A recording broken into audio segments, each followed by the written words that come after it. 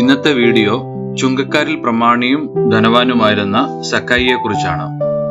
യേശുവിനെ കണ്ടുമുട്ടി പരിവർത്തനപ്പെട്ട ഒരാൾ. ലൂക്കോസിന്റെ സുവിശേഷത്തിലെ 19-ാം അധ്യായത്തിലെ 1 മുതൽ 10 വരെയുള്ള വാക്യങ്ങളിൽ നമുക്ക് സക്കായിയെ കുറിച്ച് വായിക്കാൻ സാധിക്കും.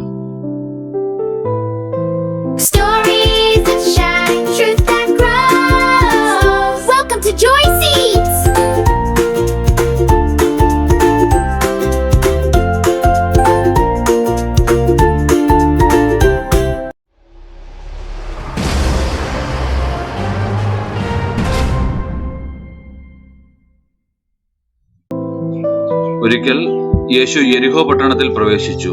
അവൻ വരുന്നുണ്ടെന്നുള്ള വാർത്ത പരന്നു. വലിയൊരു പുരുഷാരം അവനെ കാണാൻ തടിച്ചുകൂടി. ആ പട്ടണത്തിൽ സക്കായി എന്നു പേരുള്ള ഒരു മനുഷ്യൻ താമസിച്ചിരുന്നു. അവൻ നികുതി പിരിവുകാരിൽ പ്രധാനിയായിരുന്നു. അവൻ വളരെ ധനികനുമായിരുന്നു. ചുങ്കക്കാർ പലപ്പോഴും മറ്റുള്ളവരെ വഞ്ചിക്കുകയും തങ്ങൾ ആവശ്യമുള്ളതിലും കൂടുതൽ പിരിച്ചെടുക്കുകയും ചെയ്തതിനാൽ ആളുകൾക്ക് അവനെ ഇഷ്ടമായിരുന്നില്ല. യേശു എങ്ങനെയുള്ളവനെന്ന് കാണുവാൻ സക്കായി ആഗ്രഹിച്ചു. പക്ഷേ അവൻ ഉയരം കുറഞ്ഞ മനുഷ്യനായിരുന്നു.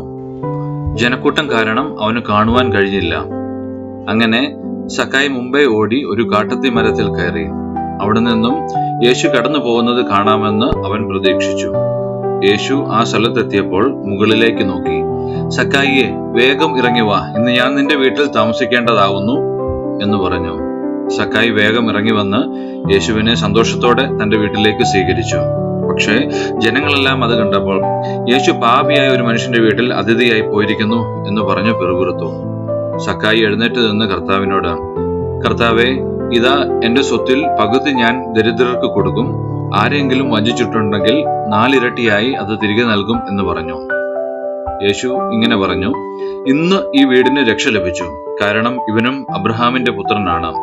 കാണാതെ പോയതിനെ തിരഞ്ഞു രക്ഷിപ്പാനല്ലോ മനുഷ്യപുത്രൻ വന്നത്." സക്കായിയുടെ കഥ നമ്മെ ഓർമ്മിപ്പിക്കുന്നത് ആരും യേശുവിനെ എത്തിപ്പിടിക്കുവാൻ കഴിയാത്തത്ര ദൂരെയോ വഴിതെറ്റിപ്പോയവരോ അല്ല എന്നാണ്. സക്കായി ഒരു പാപിയാണെങ്കിലും യേശുവിനെ കണ്ടുമുട്ടിയപ്പോൾ അവന്റെ ഹൃദയം മാറി.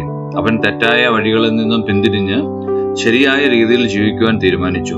സക്കായിയെ പോലെ നമ്മളെല്ലാവരും യേശുവിനെ നമ്മുടെ ജീവിതത്തിലേക്ക് സ്വാഗതം ചെയ്യുവാൻ ക്ഷണിക്കപ്പെട്ടിരിക്കുന്നു.